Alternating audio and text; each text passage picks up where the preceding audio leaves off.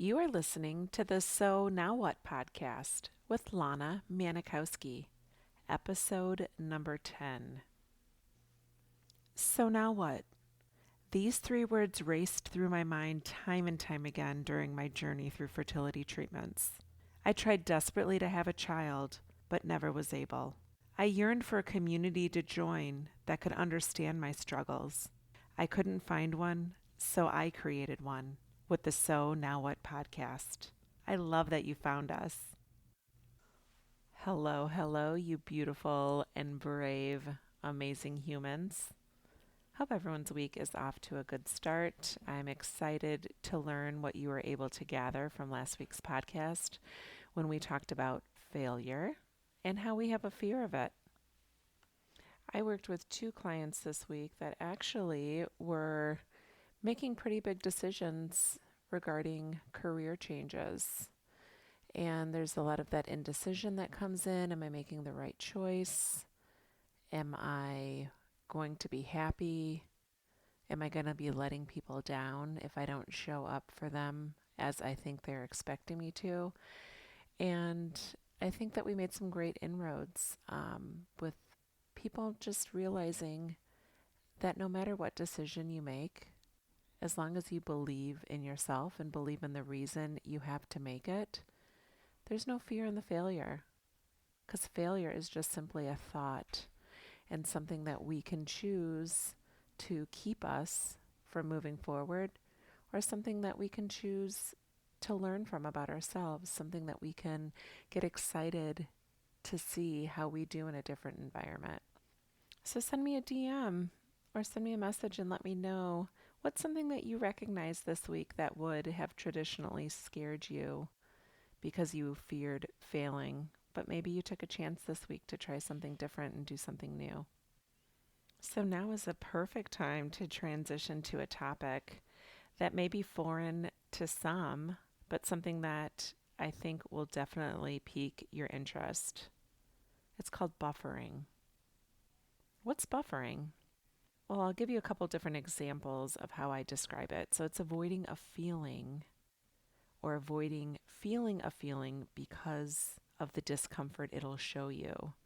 And it's when we use external things to change how we feel emotionally, to not fully experience or fully show up and face the truth in our life because we don't want to feel the negative emotions that come along with it.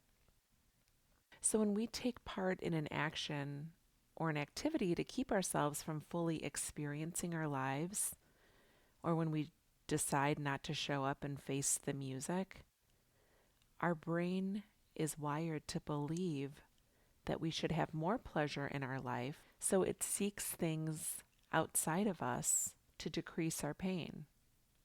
When we don't want to face the truth of our lives because we don't want to experience any type of negative emotion and look to something that is external or not tangible, so an item, a thing, we change how we feel internally and partake in an action so that way we're taking ourselves off course of feeling what it is that's giving us discomfort.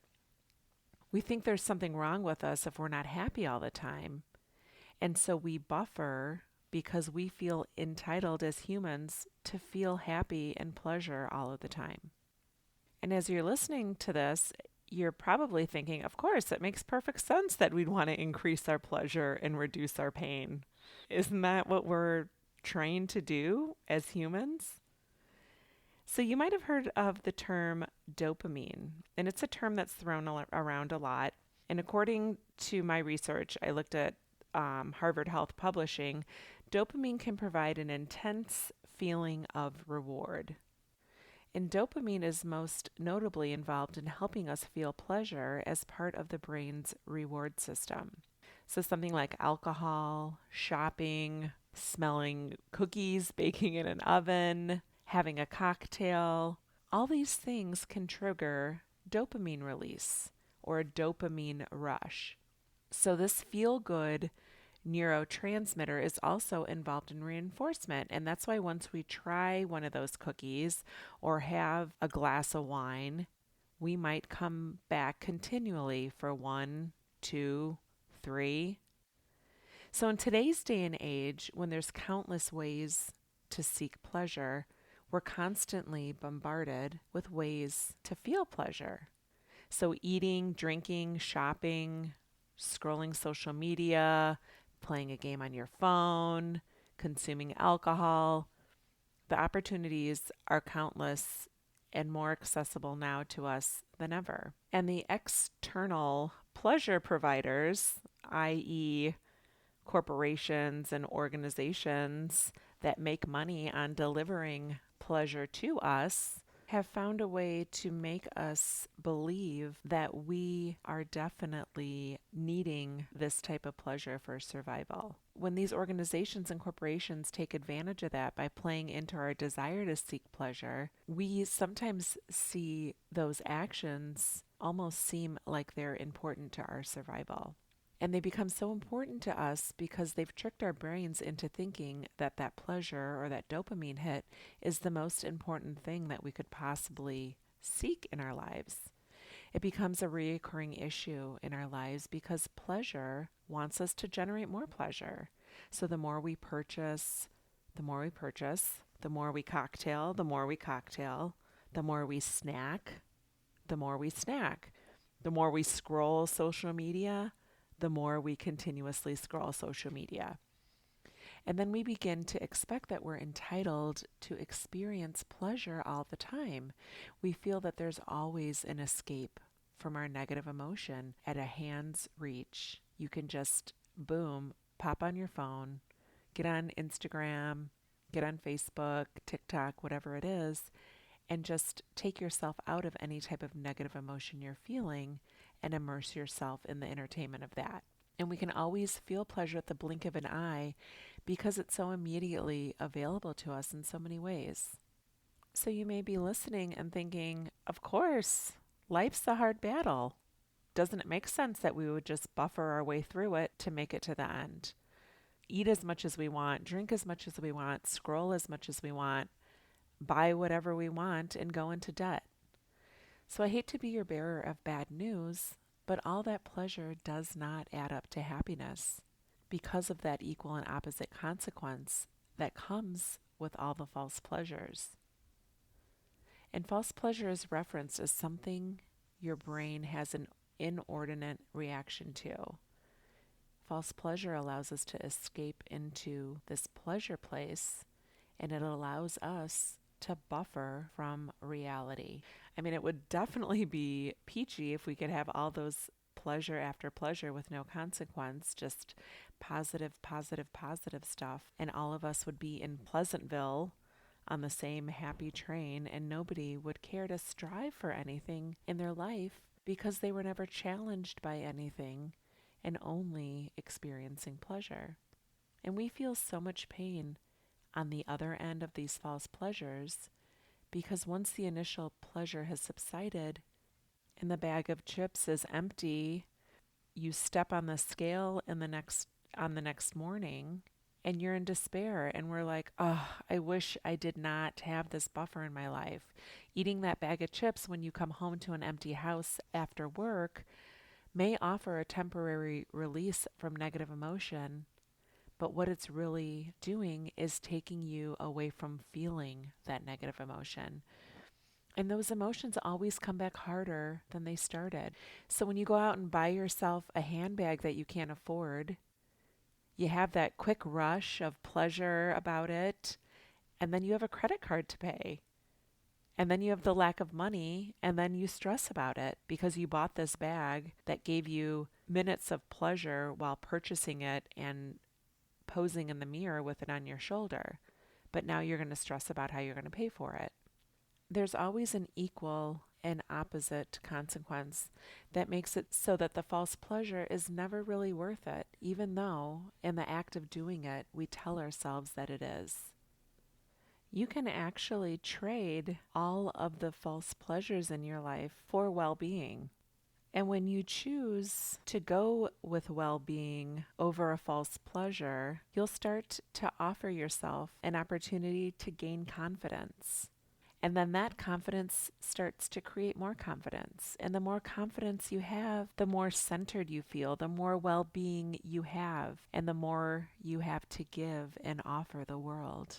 And I believe that when we reach our ultimate happiness, and when we're able to be the best version of ourselves and show up in the world as such, we live such abundant, full, and meaningful lives. But when we're in pleasure seeking mode, it's impossible to give of yourself because we get into a consume mode where all we want to do is consume, whether it's food, whether it's drink, designer items.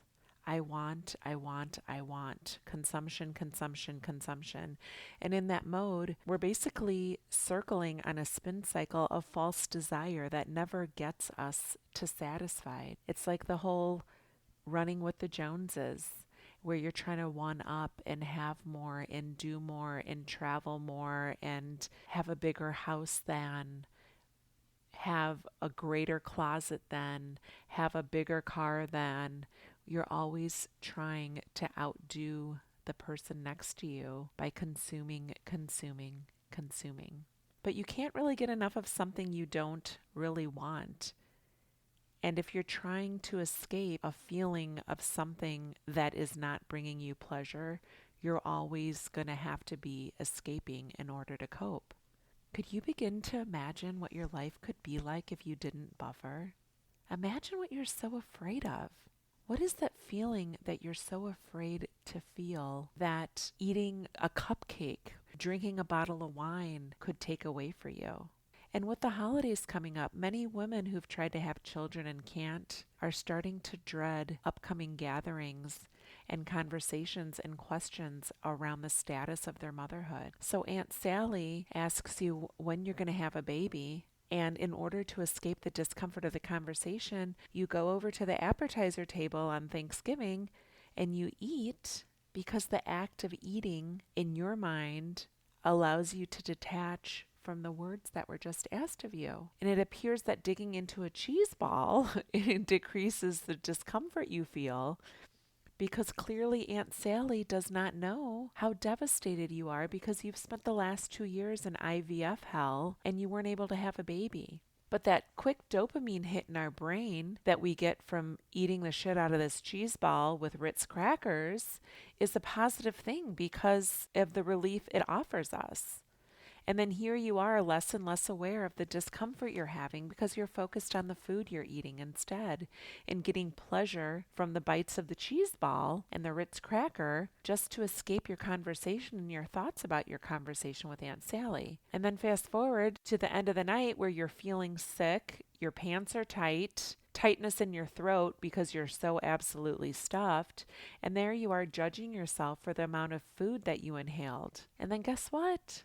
The negative emotion is still there and present to you. You're still going to feel anxious and frustrated, not by Aunt Sally asking you if you're having a baby, but because of what you're thinking about your holidays and what you're thinking about the fact that you feel empty inside because you don't have a child in tow with you. But we think we're going to feel better by taking this action and getting this quick jolt of yummy in your mouth, or excitement of buying something extraordinarily expensive or out of the norm, or something that just seems like such a luxury. But then the negative emotion is still there looming under the surface. When do we decide that we're done with buffering and done with false pleasures? For many of us, we don't even know where it exists in our life or how to even start to begin to identify it. Because to be quite honest, it's not always raising its hand and bringing attention to it. But in the coming weeks, I am going to deep dive and teach you how you can become more aware of it. It will be a hard sell because I'm going to be teaching you about cutting things out that seem very pleasurable in your life. But if you're ready to be a person that doesn't want to rely on other people or doesn't want to rely on other things, or frankly anything external of you for their happiness, join me back here next week. We'll be touching on how we can recognize where buffering is showing up in our lives and how we can recognize it. And what we're going to do when our brain sends us on this wild goose chase to find a desire to take you out of your negative emotions, maybe just because you're feeling sad or you're feeling empty inside. But I'm going to save all that for next week. Can't wait to talk to you then. In the meantime, visit my Instagram at Stitch Coaching, STITCH Coaching. And also available this week is my guide to meaningful holidays. You can download it free on my website. And I'll also have a link to it on my Instagram page. So appreciate all the supportive feedback. Please remember to leave me a comment or give me any feedback you have. Any questions you have, I'm always open to a DM. Message me. Let me know if there's something you want to chat more about or if you want to go a little bit deeper into some of the topics that we're covering. I'm always happy to help explain things a little bit further. Have an awesome week and never stop believing that you can discover your meaning. Talk to you later.